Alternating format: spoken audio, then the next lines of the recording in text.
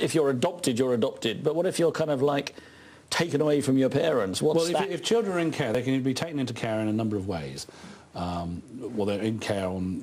Firstly, there's Section 20 of the Children's Act, which is where the parents voluntarily accommodate the children with the local authority. Very often, that's where they can't cope. And there can be all sorts of situations there. Then you can have what's called a police protection order, whereby the police see a child in danger and take the child to keep the child safe.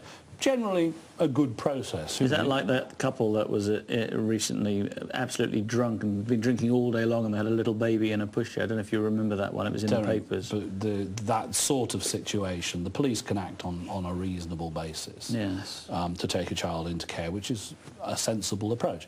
Then there's a thing called an emergency protection order, which doesn't last for that long, but you need to go to court for that. One of the interesting things about EPOs, it doesn't have to be the local authority that applies for an EPO, anyone can. Oh, right. And then you have an interim care order, which ends up with a final care order. And that's again a different process there. Again is driven by Section 31 of the Children's Act and the phrase risk of significant harm. But as I said, there's a lot of uncertainty about what that actually entails. And there was a child put on the child protection register in Malvern because he was smacked. Now, you can say, well, is it really right that we should get into the territory of involving the child protection services when a child has been smacked? I imagine, and I have no proof of this, there are very few children who have never been smacked. Well, we don't know the figures, do we? But no. I don't think that's a very good usage of public funds. Right. It's not, it's not somebody being massively beaten up. No. It was the case in America, in Wisconsin recently, where the father shot his son with a BB gun because he was blocking the telly. Now, that's quite aggressive. I think that's over the top, and I think that's the sort of situation where I would expect the state to get involved. Yes. But that is America. Again, that is America, but even wherever that happened, I think that's basically wrong. I think you're probably right. On balance, I'm probably right. But I think, smacking somebody is not good cause to involve public funds in trying to take the child off the family and completely freak out the child. And one of the things that worries me sometimes is the overuse of what's called secure care, where they lock a child away who's done nothing wrong because they feel like it. And the experts, the signal experts, require that. So they put them in some sort of youth detention facility? Yeah, for care reasons. Now, there may be circumstances, if somebody's a bit mentally ill, there could be good reasons for that, but I am actually very worried about the way they treat children that way. And then one of the reasons they do that often is because the children run away back to their parents. So a child's put in foster care, runs back to the parents.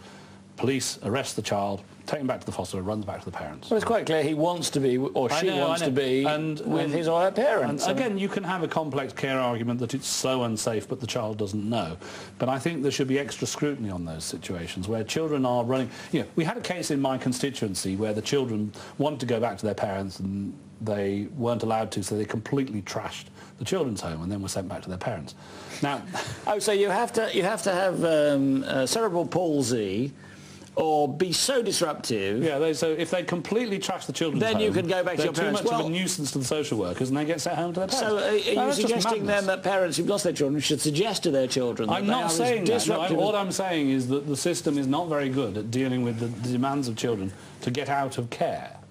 Well, if I was in care and I was a child, I'd probably, unless there was a very good reason why I wouldn't want to be with my parents, I'd probably want to run away and be with my parents. Yeah, and you get a lot of these situations where children run away to get back to their parents and then get put into secure accommodation to stop them running away to get back to their parents. Wouldn't it be simpler to go, oh, they want to be with their parents, that's fine then? Well, you do need to be very careful because there are circumstances under which that would be very risky. So, and the problem is, I think there needs to be... This is where these situations are quite complex, and the secrecy of the court system means that you're not sure about the reasoning being used for what are really quite contentious situations where the guardian ad litem is supposed to listen to the child, says the child needs to be in care, when the child's running out of care to get back to their parents.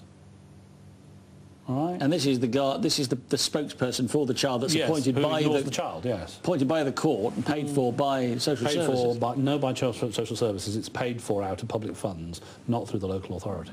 Okay, but then there's people who do this as a profession. Yeah, family court advisors. And presumably they want to be appointed. And there are some the point about all of this is there is good practice and bad practice.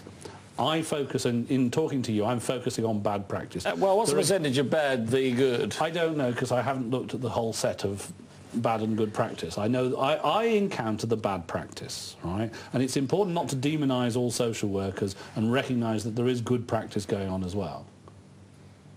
Right? And similarly with the family court advisors. That's fair enough, yes. You see, in this programme, I've been going on and on about all the bad examples I see. That doesn't mean it's always bad. You know. Well, let's just acknowledge then between ourselves that there are good social workers and beating people around the head all the time. All right, which is what the government tend to do, and some of the demonisation that's gone on in the media really doesn't help at all. And we actually need to support good practice, but we also need to deal with bad practice. We have to stop the bad practice. But is it bad practice because of ignorance or corruption? Often it's the pressure to hit government targets. So get kids adopted. Doesn't matter what you have to do. Steal the children from their good parents and give them to some other people who may or may not be good parents. Yeah, we've got a case I'm trying to stand up properly at the moment where some kids have just left the adoptive family and gone back to the original family. You know, they're really quite badly treated in the adoptive family. So are they prosecuting the adopted family? Well, I'm trying to get to the bottom of this case. I haven't got the details yet. In what way were they badly treated? Well, that's the problem. I haven't got the details. And so my understanding is that this is the case. We've had the case, the well-known case of Yvonne Coulter and her daughter Tammy. Yvonne's daughter was taken off her at the age of 0 and returned to her at the age of 17 when she found her mom. And you're going to have a lot more of those as people search out their natural parents because of the increase in forced adoption. It must be just... well, it is certainly life-changing, isn't it? It is, and you can never undo it that. is important. This is when you come back to this question of can you reverse an adoption. You've got to think about the process of adoption and the adoptive parents as well. You can't just say all that matters is the natural parents, right? Yes. And you've got to think about the children. And you see, my view about the Webster's case is that although I'm going to, if they wish to do it, I'll help them take the case to the European Court.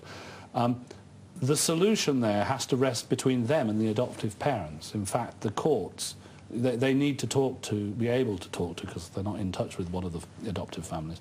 They need to be able to talk to the adoptive families and try and work out between them how to handle this very, very difficult situation. Because it must be difficult for them as well, of course, the adoptive families, if they've invested love and care and money. They were told by the system, these children have nobody who's any good to look after them. And that was a lie. And in the Webster's case, you look at these things procedurally. You've got the single expert system, which has let them down.